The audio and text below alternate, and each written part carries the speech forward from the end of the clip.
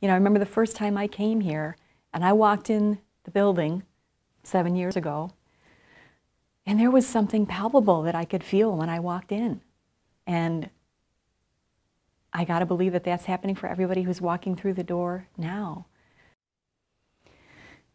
Yeah, when I was, praying about and thinking about what to give, I had never been involved in anything like this before, so I really had no idea what to start with. And at the time, I'm a single mom raising 2 daughters who were just on the verge of college, and actually at that point, I had just lost my job, was about to start a new one, and so things were just a little unsettled in my life at that point. Kind of a wondering, and so how am I going to manage some of these other expenses that I know have coming in the next few years? But at the same time, I felt very comfortable that I could trust God, that, if this is really what He's telling me, and it's not me coming up with this, but He's really telling me this, He's going to find a way for me to do it. Well, at the time that I was making the commitment, Paul and I were dating, and I don't think that we had really started to think about or talk about marriage yet. So there was a part of me that, had this, as I said, not sure how I'm going to do this, but okay, God, I'm trusting you. And shortly after that, within a few months, we decided to get married. And I just remember saying to him, you're my reward. It might not be a financial reward necessarily, but certainly marrying you is going to help me with this financially. And maybe God was saying, don't wait, I've got somebody who's going to help you. But this past year in particular, with Paul out of work, we also had a lot of unexpected expenses between cars and animals. We have a few animals.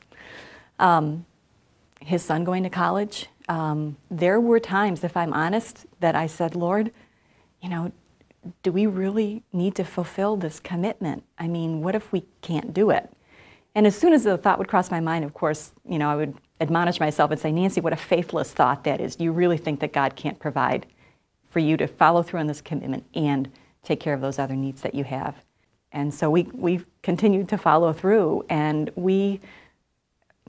He has blessed us more than we ever needed and more than we need. It's kind of like, as I think about,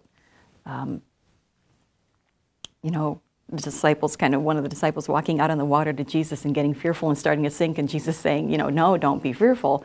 I think that's kind of how I felt. It was like there were times when I felt like I was going to sink, and it's just God coming behind me saying, no, no, no, keep going. You're okay.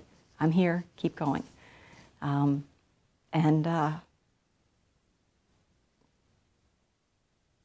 That's what 4 years has been like. And you know what?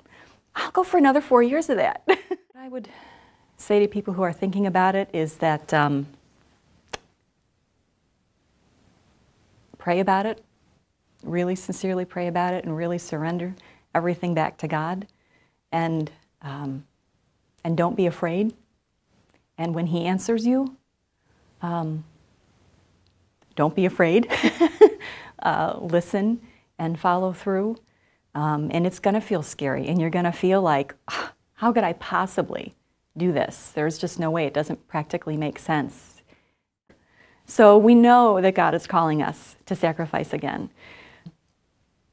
to be a part of that. And it's more important than anything else that I'll do in my life, is to be a part of making room for more people to know Christ and have Him change their lives and change the lives of those around them through that.